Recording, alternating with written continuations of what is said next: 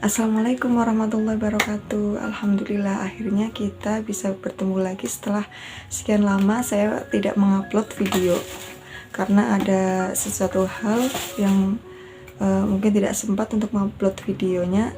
Alhamdulillah kali ini saya bisa mengupload lagi dan kita bisa ketemu lagi dalam video saya kali ini. Kita akan belajar bareng tentang adab ketika kita membawa Al-Quran. Baik, sebelumnya sebelum kita belajar bareng, alangkah baiknya kita membaca sholawat dulu kepada baginda Nabi kita, Nabi besar Muhammad SAW.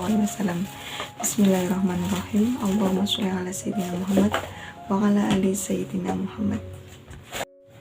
Seperti yang kita ketahui, Al-Quran itu adalah kalam Allah Subhanahu wa Ta'ala yang tidak ada keraguan di dalamnya. Semua aspek kehidupan kita telah diatur dalam Al-Quran, dan kita sebagai orang Islam, sebagai umat Islam, wajib membacanya, mengamalkannya, dan menghormati cara bagaimana agar kita bisa diterima ketika kita membaca Al-Quran, diterima ibadahnya oleh Allah Subhanahu wa Ta'ala dan diridhoi oleh Allah Subhanahu wa Ta'ala. Dan sebagai umat Islam, ada tata cara tersendiri bagaimana ketika kita membaca dan membawa Al-Quran itu sendiri. Bagaimana caranya? Ayo kita belajar bareng-bareng.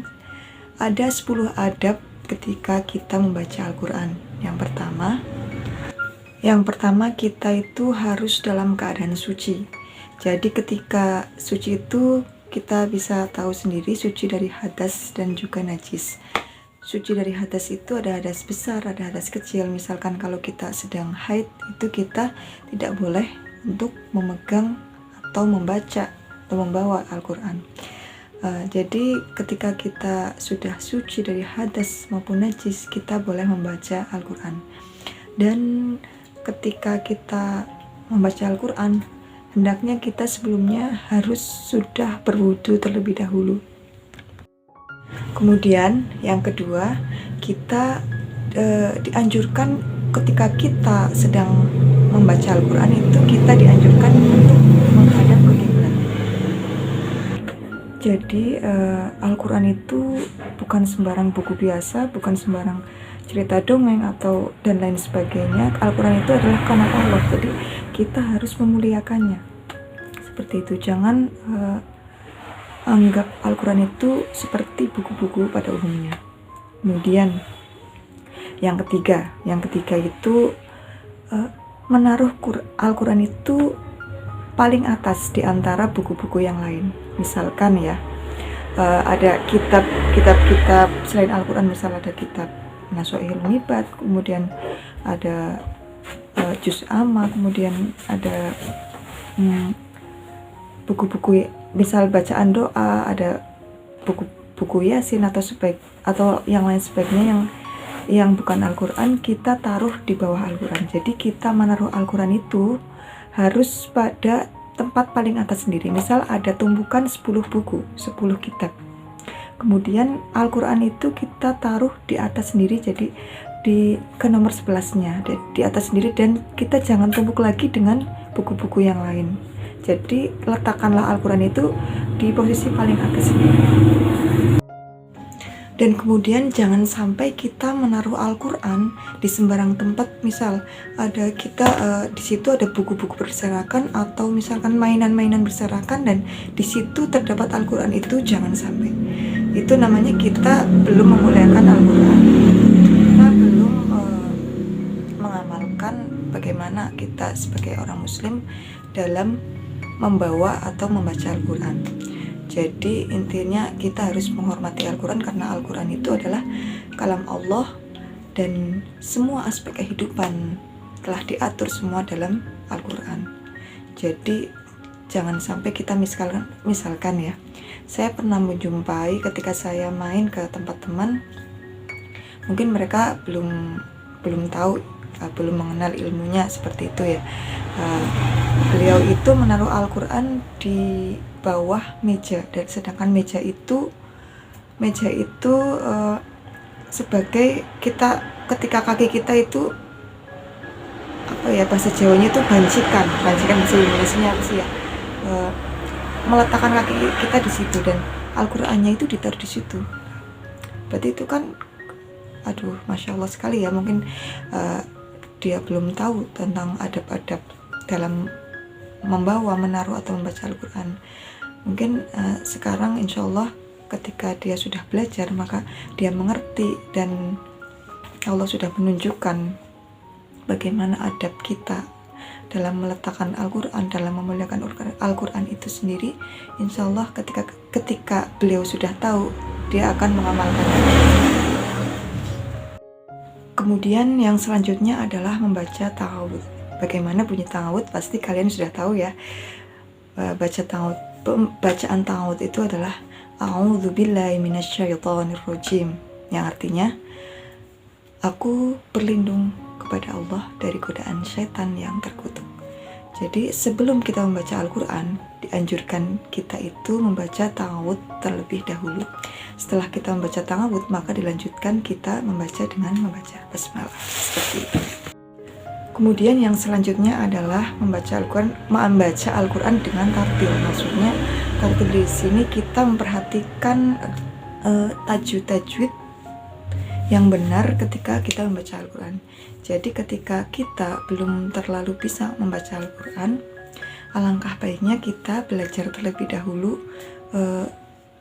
belajar juz amma dulu atau Iqra terlebih dahulu, atau bahasa Jawanya itu zaman dulunya kita belajar turutan terlebih dahulu. Karena ketika kita belum terlalu mahir dalam baca Al-Quran, belum bisa baca Al-Quran dengan memperhatikan tajwidnya, maka satu ayat saja, satu huruf saja ketika beda, itu nanti artinya juga beda.